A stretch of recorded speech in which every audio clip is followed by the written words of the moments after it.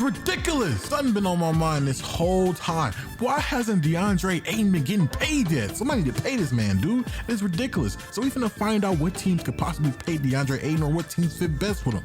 All right, so let's get into this video. Yo, what it do, YouTube? You eating well, sleeping well, drinking well, you're vibing? If so, leave a like, comment, and subscribe. Even if you're not, do it anyways. So today I'm gonna be talking about Deandre Ayton. All right, so this year Deandre Ayton rookie contract is now at an end, so he's an unrestricted free agent for all season. So I guess the Suns offered Ayton a contract, and I guess the numbers wasn't numbering, because if they was numbering, we wouldn't be making this video right now.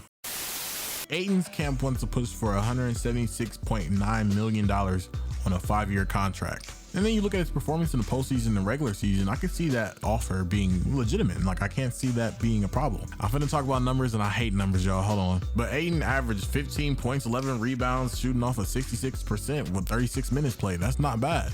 And that's just his playoff run. And in the finals, he averaged 14 and 12, shooting off of 53% with 37 minutes played.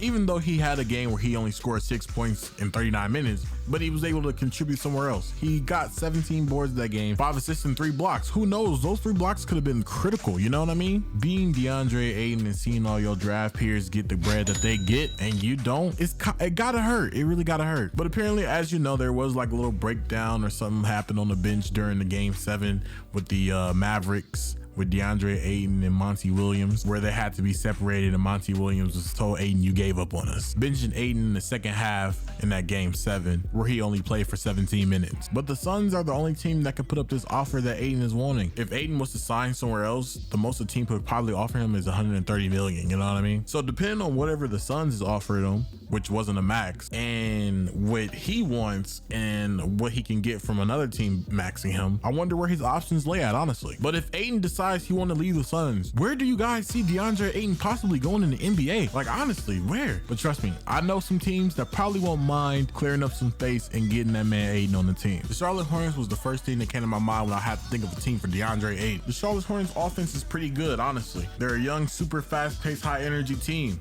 They sit in 4th place for points per game and 1st place in assists per game in the league. But as you know, their defense in the paint kind of sucks. Well, that's part of their problem as a team.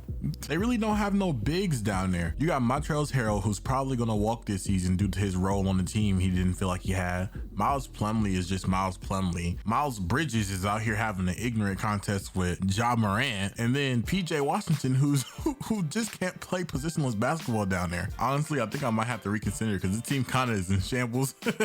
No, but seriously, if the Hornets could clear up the cap space and actually give Miles Bridges a little bit more than $60 million for 4 years that they was offering him, and signed Ayton, it could possibly kind of nice down there. It'd be insane. The Atlanta Hawks is another team that struck my interest to see Ayton. Ayton to the Hawks will possibly mean there's no more Clint Capella there. Ayton could possibly be like the 3rd or 2nd option on the Hawks, being more offensively versatile than Clint Capella. That pick and roll transformed into a pick and pop, or even a pick and lob. It's more options to get the center involved offensively. And defensively, well, they're not gonna struggle in the paint defensively. They're gonna continue to struggle at the top of the key, because Trey just get cooked by everybody, dog.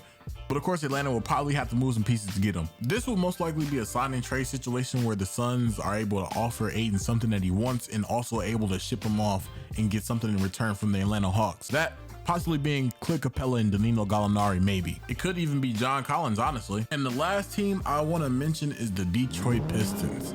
The Detroit Pistons seem extremely interested in Deandre Ayton. The only thing about it is the Detroit Pistons is kind of broke, I ain't gonna lie to you. It's really interesting to see how Detroit has interest in Deandre Ayton, because I swear they are going down a different path. But really, it kind of makes sense. They're only one piece away from having what every other team in the NBA has, and that's the actual center. Because their only guys they have right now is Isaiah Stewart and Kelly Olynyk.